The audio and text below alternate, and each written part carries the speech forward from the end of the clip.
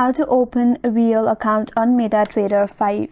Hi everyone, this is Kate and welcome back to another video. And on today's video we will see how to create or how to open real account on MetaTrader 5. So without further delay, let's get started with this video.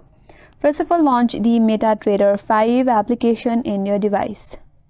Once you have opened it up, now if you navigate to your bottom right corner, there is a message icon. Tap on it.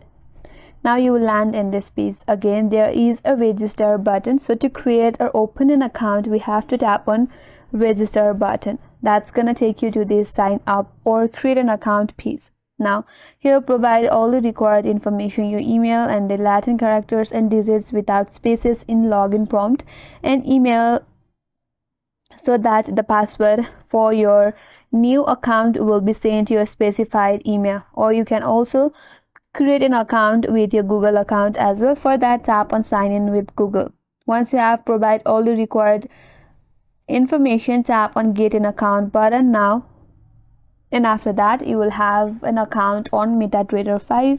And that's all for this video. Hope this video was helpful, and if you're new to our channel, consider subscribing. Thank you for watching and stay tuned for more tutorials.